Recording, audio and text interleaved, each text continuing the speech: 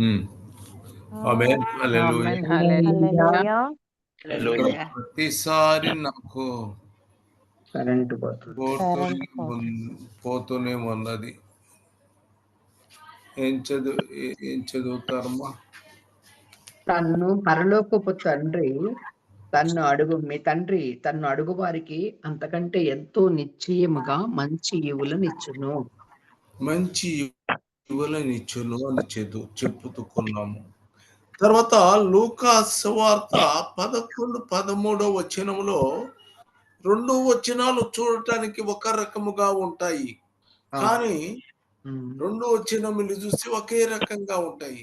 కానీ 2 పదాలు చాలా ఇంపార్టెంట్ ఉన్నాయి, గమనించండి. అందుకనే మీరు మంచి ఈవులు అని చెప్పినది నోట్ చేసుకోండి, అటు తర్వాత చదవండి.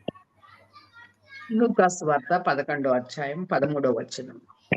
పరలోకమందున్న మీ తండ్రి తన్ను అడుగు వారికి ఎంతో నిశ్చయముగా పరిశుద్ధాత్మను అనుగ్రహించును. ఆమేన్. చెప్పండి ఇప్పుడు తేడా. ఇక్కడ ఇక్కడ మంచి ఈవులను ఇక్కడ పరిశుద్ధాత్మను అడుగు వారికి మీరు అడుగు వారికి పరిశుద్ధ మంచి ఈవులను అడగండి ఇస్తాను అన్నాడు. తర్వాత పరలోకమందున్న మీ తండ్రి తను అడుగు వారికి పరిశుద్ధాత్మను ఎంతో నిశ్చయముగా అనుగ్రహించి. చూసారా?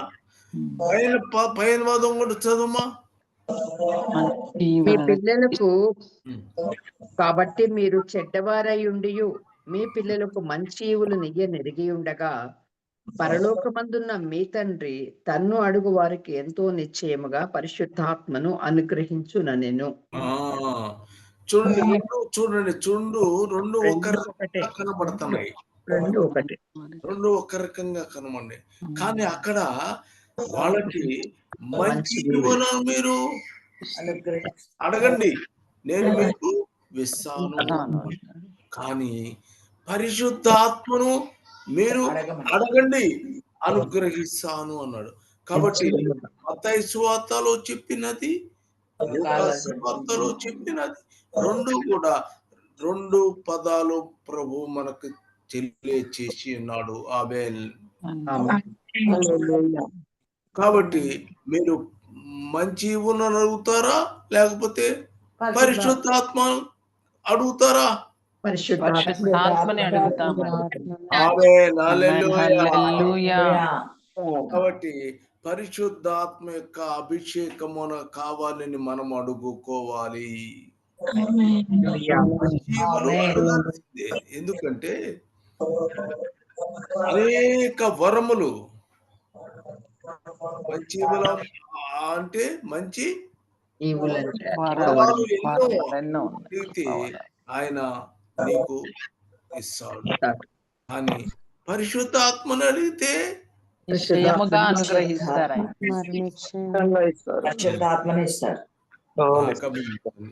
మంచి మాత్రము ఎన్నో వరాలు అడుగుతాడు, ప్రార్థన చేస్తాడు, దెయ్యాలు పోగొట్టడానికి ప్రార్థన చేస్తాడు, ఇంకా అనేక వరాలు పొందుతాడు. కానీ పరిశుద్ధాత్మని మాత్రం అతను లేదు. అప్పుడు మరి అతను ఏం చేస్తాడు? మన దగ్గరకు వచ్చి ప్రార్థన చేస్తాడు, అనేక కార్యములు మన ఎదురుగా జరుపుతాడు, అనేక అద్భుతాలు జరుపుతాడు. అప్పుడు మనకేమనిపిస్తుంది? అతను పరిశుద్ధాత్మను పొందినాడా అనిపిస్తుంది. అంటే మనకెవరు? మంచి ఈవులు పొందినటువంటి వాడు ఎన్నో అద్భుతాలు జరిపిస్తాడు. ఎక్కడున్నా ఎలాంటి కార్యక్రమాలైనా జరిపిస్తాడు. తేడా మీరు గ్రహించాలి, చాలా తేడా ఉంది.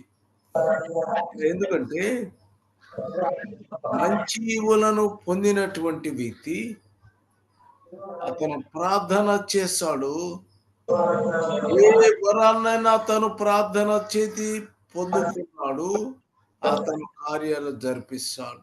కానీ పరిశుద్ధాత్మ నీవు గనక పొందుకుంటే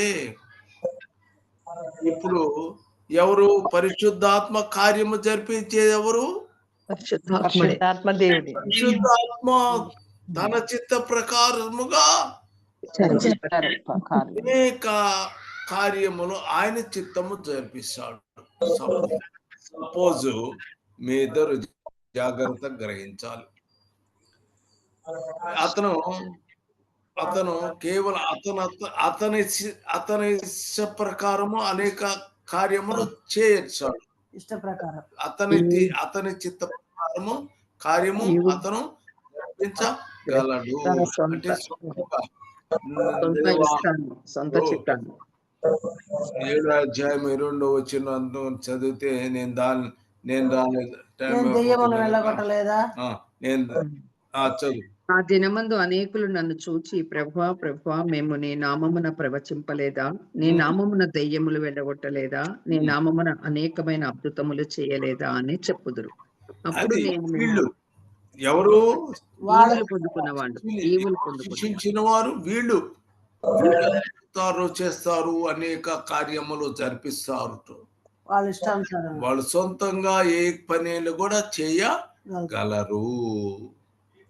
కానీ ఇక్కడ మీరు చాలా గ్రహించాలి. మరి పరిశుద్ధాత్మ లేదు,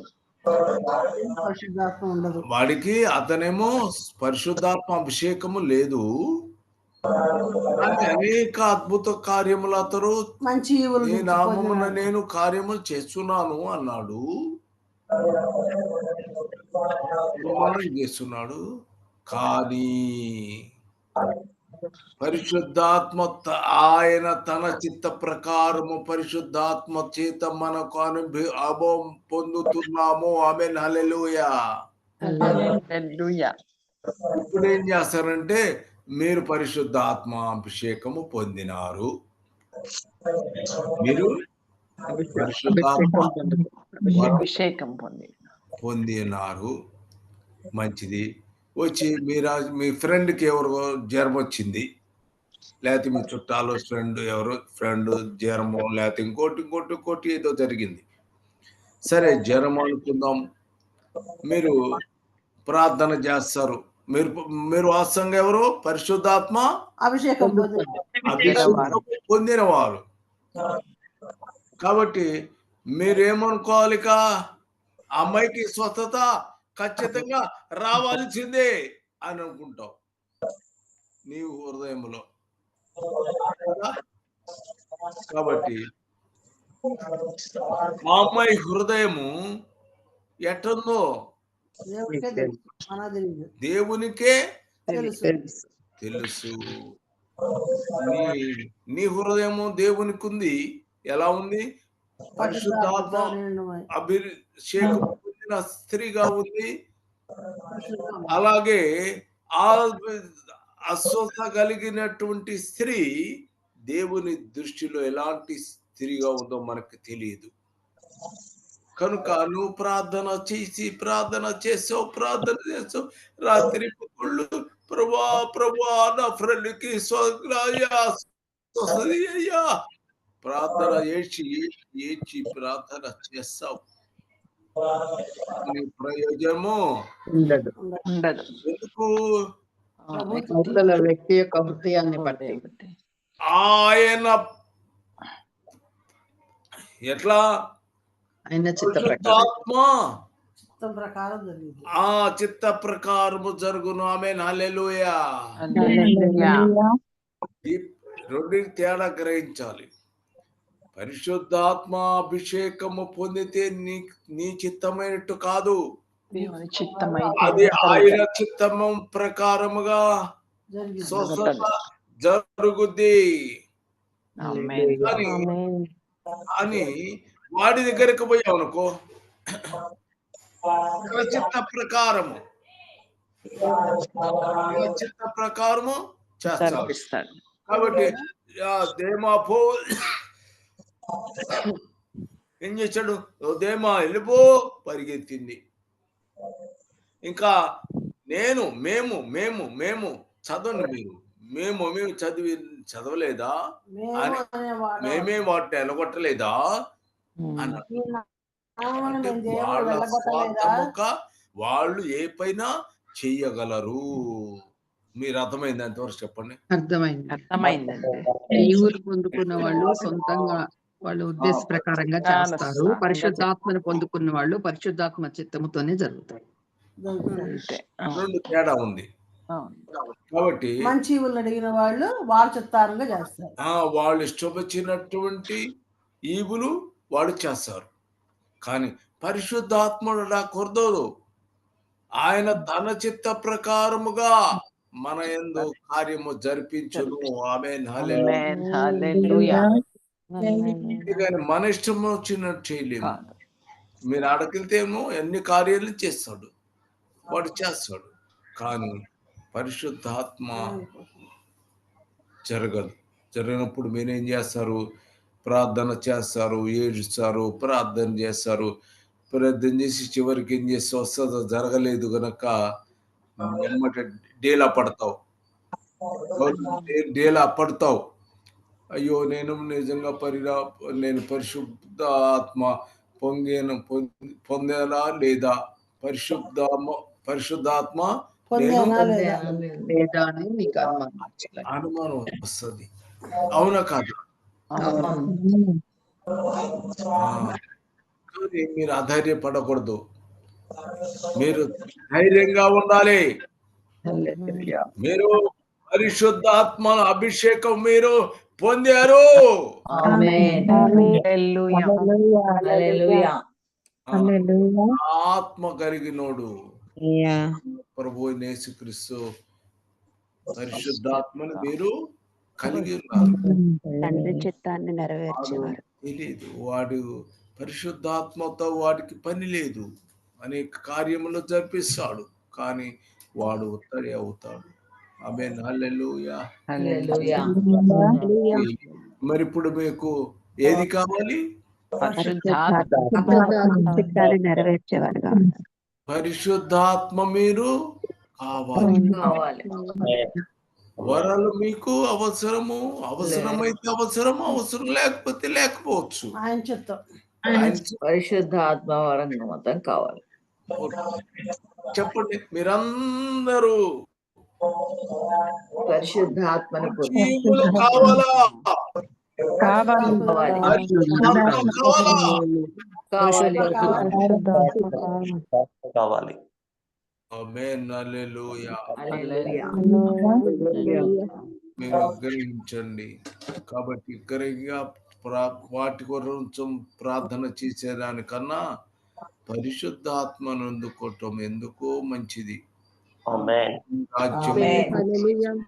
మీరుంటారు. హల్లెలూయా. ఆమేన్. హల్లెలూయా.